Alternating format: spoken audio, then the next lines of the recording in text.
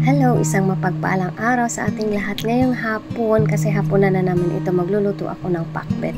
So nagprito muna ako ng isda kasi yun yung ihahalo ko dahil wala kaming pang halo. So usually yung iba chicken yung hinahalo, yung iba alamang. So yung akin naman ayan himay ako ng fish na pinrito. Yun yung ihahalo ko. Ayan, nagisa ako ng bawang sibuyas and then nilagay ko yung isda na hinimay. So yung hinimay ko ng isda natusok pa ako nung tinik ng isda. Ano ba yan? Ang bilis naman ng disgrasya, 'di ba? Naghimay lang ng isda, natusok pa.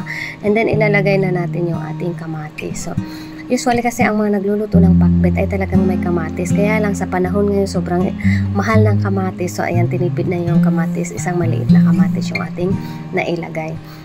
So dahil nga ang kalapasa ay matigas, lalo na pag maligat ang tawag nila doon, so kailangan nating ilagay una kasi medyo matigas yan pag hindi natin uunahin kasi yung ibang gulay natin ay madaling lutuin. And then naglagay ako ng konting oyster sauce. So ganyan yung aking pagluto ngayon ng pakbet, basta kung ano-ano lang. And then konti nga lang pala yung ating gulay dahil hindi kompleto yung ating gulay dahil nga mahal masyado ang gulay ngayon. And then naglagay ako ng konting tubig lang, siguro umabot din ng 3/4 cup of water yung ating nailagay. And then naglagay lang ako ng asin and konting seasoning. Hindi na ako naglagay ng paminta kasi nung pinrito ko yung isda, nalagyan ko na ng paminta yung ating isda, kaya hindi na ako naglagay ng paminta dyan. Ayan, nalagyan ko na ng konting seasoning lang. Ayan, pinakulo ko lang muna ng konti yung ating kalabasa and then ilalagay na natin yung ating okra at saka ng sitaw. So yan lang yung ating gulay for today na pakbet. Importante ay may gulay tayo ngayon kasi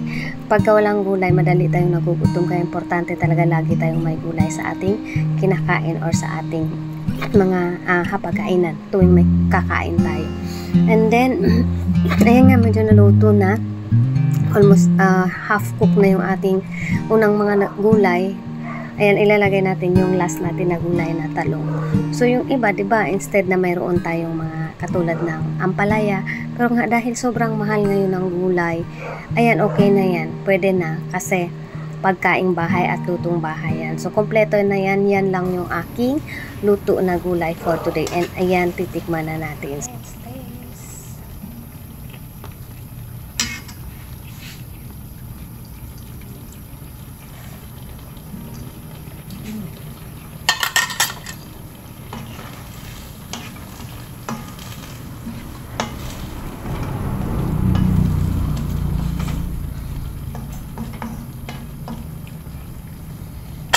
So, tapos na ako magluto.